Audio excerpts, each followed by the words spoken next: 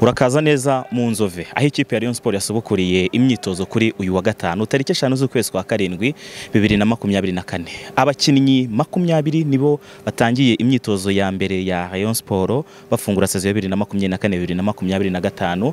Hanyuma aba bakinnyi 20 rero harimo abajunior 5 b'abakinnyi bakiri bato, abandi 15 basigaye ni abakinnyi bakuru. Iyi ni imyitozo ikipe ya Rayon Sport isubukuye idafite ubu twakita nka summer signing akakanya Fitina Ombolenga ntabwo igeza kuri imyitozo y'uyu munsi, ntabwo igeza kuri imyitozo y'uyu munsi Mitima Isaac ndetse na Muhire Keve, aba bose ntabwo bigeze bakora imyitozo y'uyu munsi. Ariko andi mazina mashya ari mu myitozo akakanya, ubwo ndavuga nk'umuzamu mushya w'ikipe ya Rayon Sport bakuye mu ikipe y'Amagaju Pasia, imyitozo irimo.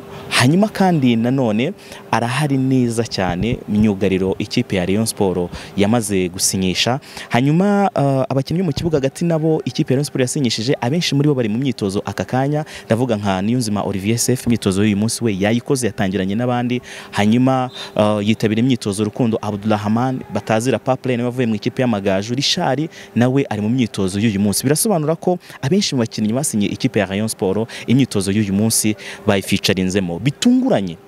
Ni umukinnyi ugifite amasezerano y'ikipe ya Rayon Sport, ni umwe mu bantu bahageze mbere y'abandi bose, niwe wazindutse kurusha abandi bose mu myitozo ya mbere y'ikipe ya Rayon Sport. Arahari Haruna Musa Majaliwa nawe ni umwe mu bantu bitabiriye imyitozo y'uyu munsi. Ibyo birasobanura ko rero ikipe ya Rayon Sport abenshi mu bakinnyi bagifite amasezerano yayo bakoze imyitozo yo kuri uyu wa gatanu. Ngaba rero barimo barazenguruka, bari inyuma yanjye, umutoza uri gukoresha iyi myitozo mu gihe ikipe ya Rayon Sport itari yabona umutoza mukuru. Rayon Sport iri kwifashisha umutoza w'ikipe y'abari n'abategarugori witwa Rwakakorodi wanabafashije ku mukino ikipe ya Rayon Sport yanganyijemo ubusa ku busa n'ikipe ya APR.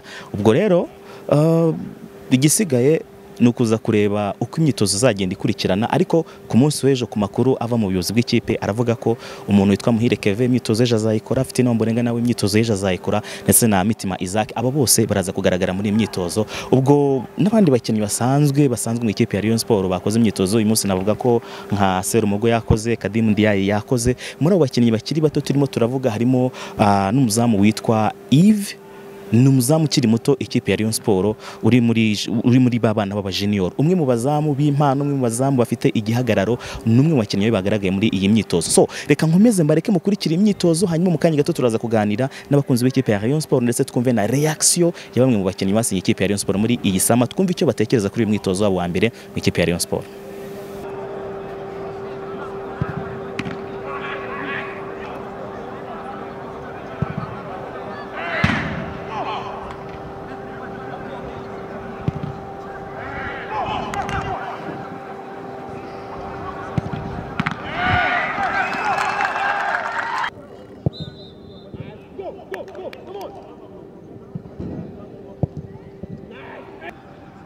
Like this, you are too late. You have to laugh. Come on. Nice. Hey. Go. Come on. Come on. Go. Walk up. Go. Come on. Go. Come on. Walk up. Come on.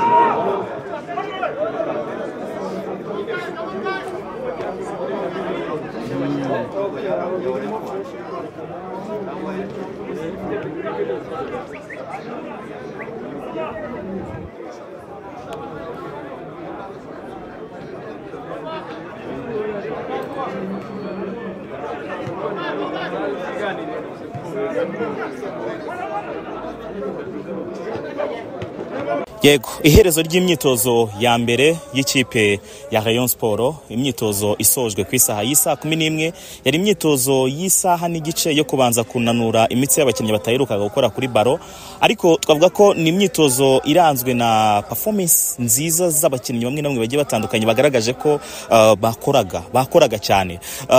Urebye nk'umukinnyi nka Sef aracyari wa Sef Kamba na Roho, wa wundi mwiza, wa wundi wo kuri level ye yo hejuru. Urareba umukinnyi nka Paplay mwiza cyane, urareba umukinnyi nka Kadim Diaye wagarutse ameze neza cyane. Abenshi mu bakinnyi b'ikipe ya Rayon Sport bagaragaye muri iyi myitozo biragaragara ko si umwitozo wa mbere kuri bo, nubwo ari w'ikipe ufungura sezo 2024-2025, ariko biragaragara ko atari umwitozo wabo wa mbere, kuko urareba nk'abahungu bavuye mu ikipe y'abatoye y'ikipe ya Rayon Sport, urareba abakinnyi bashya bose binjiye mu ikipe ya Rayon Sport, n'abakinnyi bose baje bari kuri level bavuga ngo reka turwane no kwigarurira aba bafana batari bake bari hano mu Nzove mu rwego rwo kugira ngo ubu mwitozo wa mbere wo gufungura igikundiro ku bafana, ariko binabe byiza kuri twebwe muri rusange kugira ngo dutangire dufungura amarembo. Hanyuma nyuma y'umwitozo wiwe wa mbere hano mu ikipe ya Rayon Sport,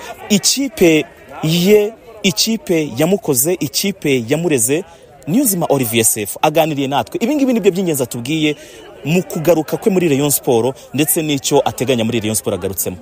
Sefu, ni imyitozo ya mbere muri ekipe ya Rayon Sport muri tegura gutangira umwaka w'imikino 2024-2025.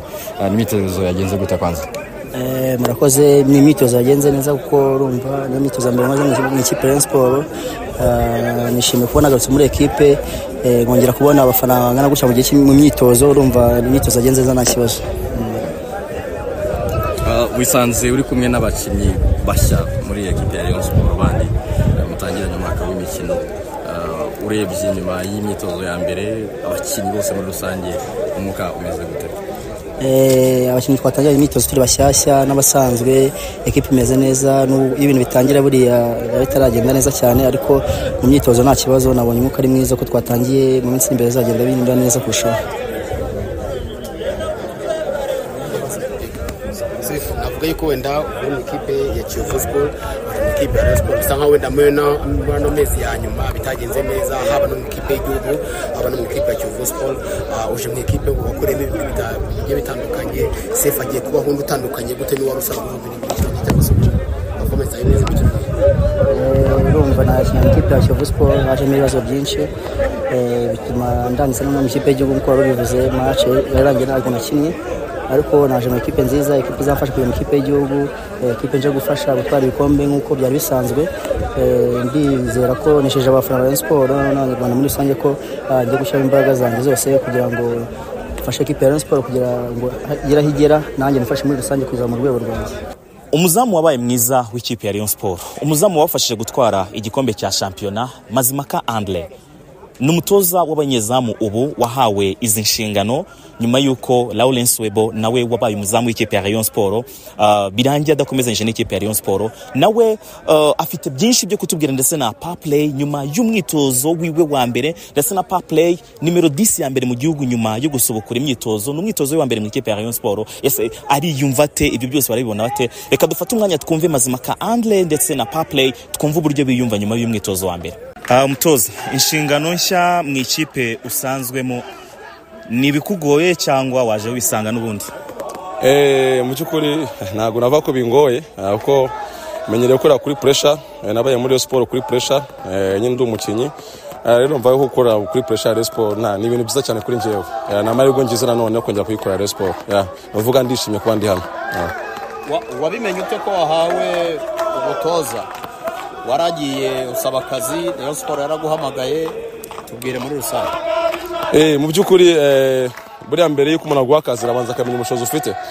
Ndakeka babanje bamenya ubushobozi mfite, ko maze iminsi niga nigira ubutoza bw'abazamu.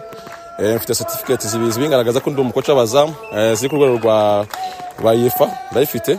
Numva yuko ayo makuru barayashatse, rero babona yuko mbere kuza muri sport nk'umuntu wahakoreye ibihe byiza, nk'umuntu twabanye neza.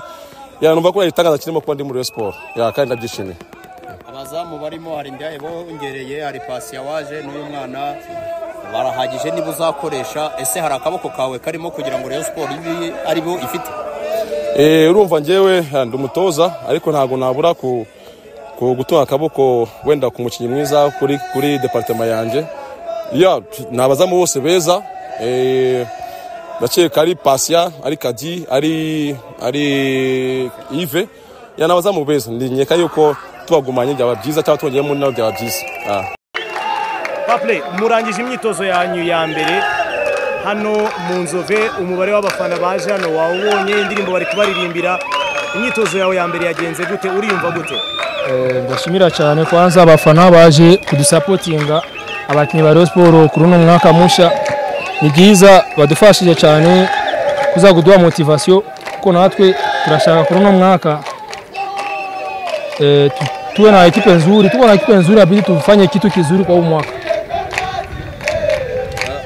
Iyo usanze muri ekipe nshyashya, nyuma yo gukora imyitozo ya mbere, nyuma yo kubona abagenzi bawe mugiye gufatanya, bavuga ko intumbero mwese mufatanyije ari izihe?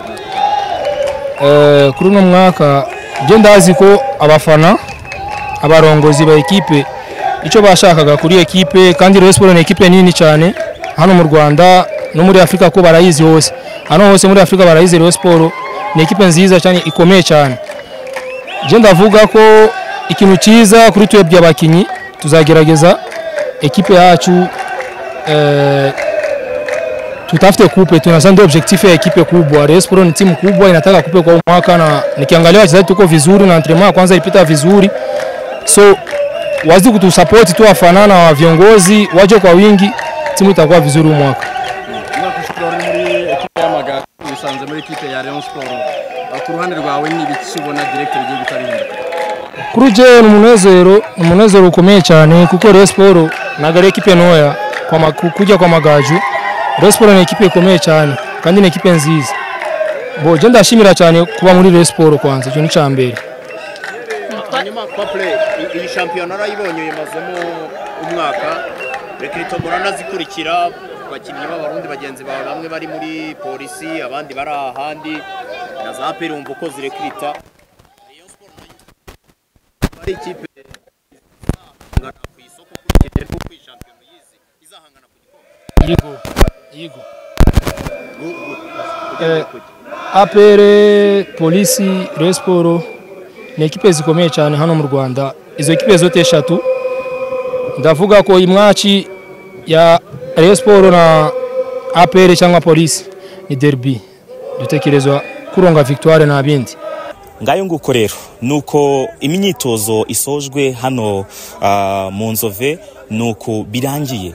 Ku munsi w'ejo kuwa gatandatu ikipe ya Rayon Sport iraza kwakira imyitozo Fitina Ombolenga, iraza kwakira Muhire Keve, n'abakinnyi bikura nkota bari buze kugaragara mu myitozo yo ku munsi w'ejo. Imyitozo ya mbere nta wari uhari Fitina Ombolenga, bitewe nuko yari afite ikibazo kiri familiar yagombaga kubanza gukemura, bitumye adakora umwitozo wa mbere. Ariko nyuma y'uruhushya yari yasabye umuntu wese wifuza kureba Fitina Ombolenga bwa mbere mu kibuga cyo mu Nzove akorera imyitozo muri Rayon Sport, uyu mukinnyi imyitozo yo ku munsi wo kwa gatandatu ku isaha 9 azayitabira. Iki cyumweru tugiye kwinjiramo, nkurarikiye kuzagumya ubana na Rayon Sport TV ndetse na Isango Star mu kiganiro Rayon Time, nibwo tuzamenya abatoza bazayobora ikipe ya Rayon Sport. Nabikubwiye ko imyitozo y'uyu munsi yari irimo umutoza w'ikipe ya Rayon Sport Women Football Club Rwaka Claude wifashishijwe kugira ngo atangize imyitozo, ariko amakuru meza hari nuko contact zigeze kure. Biranasobanura ko iki cyumweru tugiye kwinjiramo kuva kuwa mbere azaba ari ku itariki ya 8 z'ukwezi kwa karindwi nibwo ikipe ya Rayon Sport icyo cyumweru kiri buze gutangira, kiri gutangaza umutoza. Umunyubane natwe, gumunyube hafi yacu. Ese muri comment wowe uratekereza rinde mutoza ubereye ikipe ya Rayon Sport ukurikije iyi squad Rayon Sport ifite akakanya? Ese uratekereza Rayon Sport yagakwiye gukoresha umutoza umeze gute, uko akungirizwa nande? Wabazamu barahari, ubwo dutegereje kuza kureba staff technique izayobora urugendo rwa Rayon Sport rwa saison 2024-2025. Uko bazayobora nanjye niko nzayobora YouTube channel ya Rayon Sport TV ndetse n'ibiganiro bya Isango Star birimo Rayon Time. Gumyubane natwe, ugumye utube hafi mu rwego rwo kugira ngo update yose ugimenyera igihe. Kana subscribe, usige comment yawe. Ciao ciao.